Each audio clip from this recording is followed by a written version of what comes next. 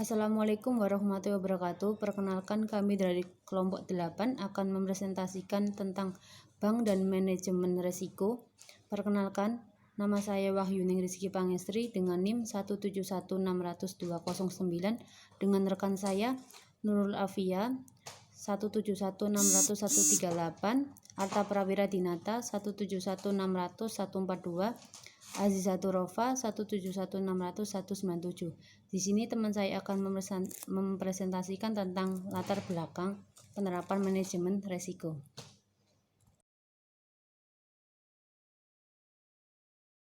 Assalamualaikum warahmatullahi wabarakatuh. Saya Azizatur Rofa, NIM 171600197. Kali ini saya akan menjelaskan tentang latar belakang penerapan manajemen risiko. Bank harus dikelola secara hati-hati, mengingat peran bank dalam perekonomian suatu negara sangatlah sentral. Untuk dapat mengelola bank secara baik, pihak manajemen perlu mengetahui, memahami, dan melaksanakan manajemen risiko. Penerapan manajemen risiko akan memberi manfaat baik kepada perbankan, masyarakat, maupun otoritas pengawas bank.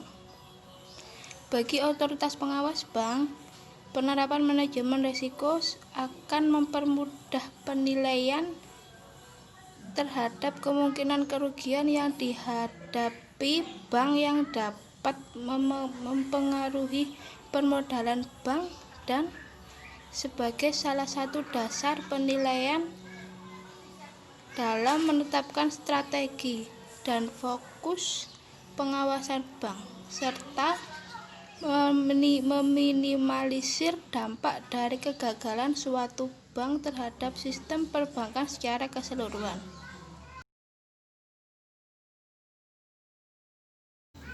Selanjutnya, definisi manajemen risiko. Risiko adalah potensi kerugian akibat terjadinya peristiwa tertentu. Risiko dalam perbankan merupakan suatu kejadian potensial, baik yang dapat diperkirakan maupun yang tidak dapat diperkirakan, yang berdampak negatif terhadap pendapatan dan permodalan.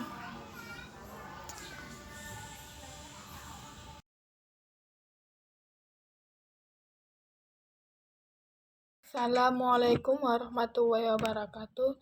Perkenalkan, nama saya Nurul Afia. Saya akan melanjutkan presentasi dari teman saya.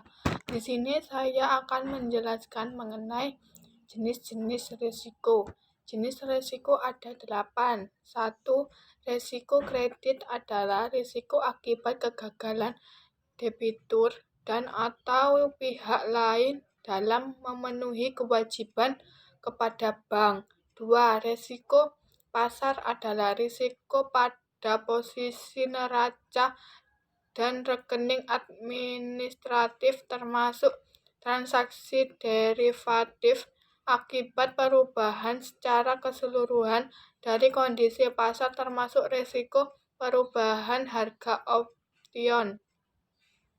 3. Risiko likuiditas adalah risiko akibat ketidakmampuan bank untuk memenuhi kewajiban yang jatuh tempo dari sumber pendanaan arus kas dan atau dari aset likuid berkualitas tinggi yang dapat digunakan tanpa mengganggu aktivitas dan kondisi keuangan bank.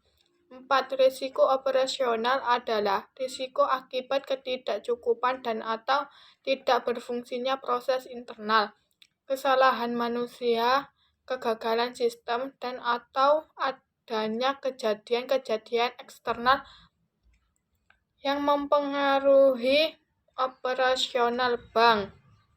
5. Risiko hukum adalah risiko akibat tuntutan hukum dan atau kelemahan aspek yuridis. 6. Risiko reputasi adalah risiko akibat menurunnya tingkat kepercayaan stakeholder yang bersumber dari persepsi negatif terhadap bank. 7. Risiko strategis adalah risiko akibat ketidaktepatan dalam pengambilan dan atau pelaksanaan suatu keputusan strategis, serta kegagalan dalam menutup perubahan lingkungan bisnis. 8. Risiko kepatuhan adalah risiko akibat bank tidak mematuhi dan atau tidak melaksanakan peraturan undang-undangan dan ketentuan yang berlaku, antara lain seperti ketentuan kewajiban pemenuhan modal minimum, kualitas aktiva produktif, pembentukan penyisihan aktiva produktif, batas maksimum pemberian kredit.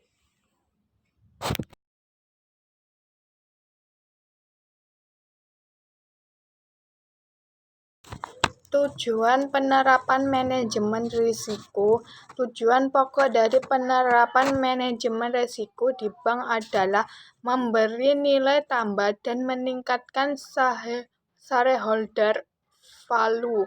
Ukuran kinerja yang digunakan bank selama ini antara lain perolehan laba bersih, peningkatan harga saham, pertumbuhan aset, return on asset, return of equity, belum mempertimbangkan resiko yang dihadapi atas produk atau transaksi bank. Strategi bank juga dapat dilihat dari upaya mencapai keseimbangan antara 1. Pertumbuhan bisnis dan pencapaian pangsa pasar, 2. Meningkatkan efisiensi operasional per bank, 3. Implementasi manajemen risiko yang berorientasi bisnis.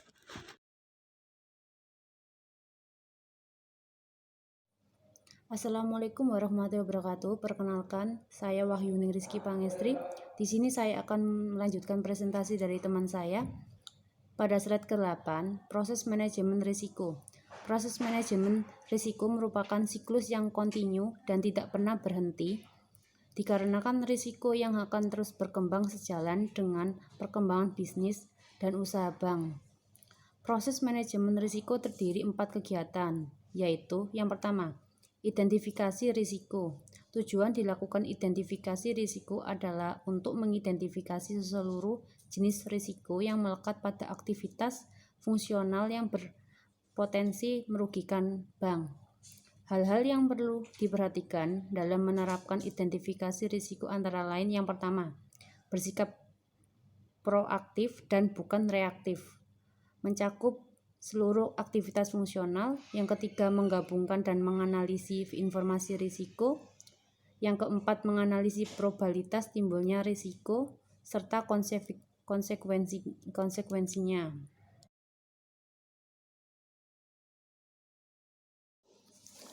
Selanjutnya, proses manajemen risiko. Yang kedua, pengukuran risiko. Pendekatan pengukuran risiko digunakan untuk mengukur profil risiko pada bank guna memperoleh gambaran efektivitas penerapan manajemen risiko. Pendekatan tersebut harus dapat mengukur yang pertama, faktor risiko secara individual. Yang kedua, kecenderungan perubahan faktor-faktor yang dimaksud berdasarkan fluktuasi perubahan. Yang ketiga, seluruh risiko yang melekat pada seluruh transaksi serta produk perbankan.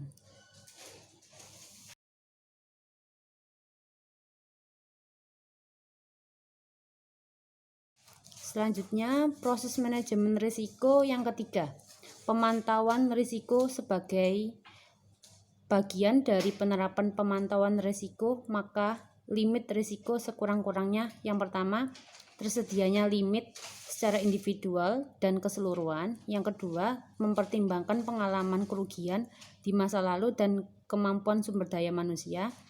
Yang ketiga, memastikan bahwa posisi yang melampaui limit yang telah ditetapkan mendapat perhatian satuan kerja manajemen risiko, komite manajemen risiko, dan direksi.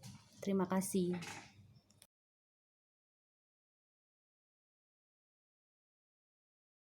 Saya akan meneruskan proses manajemen risiko. 4. Pengendalian risiko. Pelaksanaan proses pengendalian risiko harus digunakan bagi untuk mengelola risiko tertentu, terutama yang dapat membahayakan kelangsungan usaha bank. Pengendalian risiko dapat dilakukan oleh bank antara lain dengan cara hedging dan metode mitigasi risiko lainnya seperti penerbitan garansi, sekuritasi aset, dan kredit derivatives,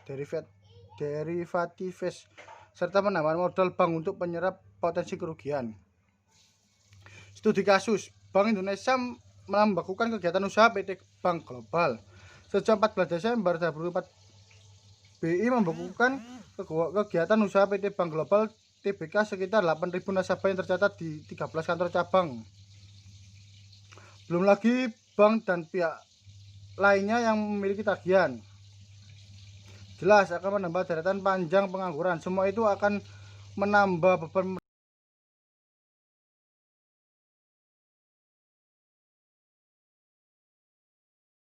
pemerintah dalam memulihkan roda perekonomian terutama sektor real.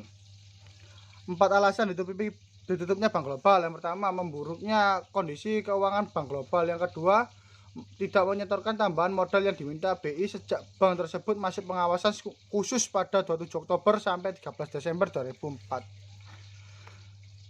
3. Direksi Bank Global tidak menunjukkan itikat baik untuk patuh pada aturan. Bahkan dalam pengawasan BI dan kepolisian ada upaya sengaja dari pihak bank tersebut untuk memusnahkan dan menghilangkan barang bukti.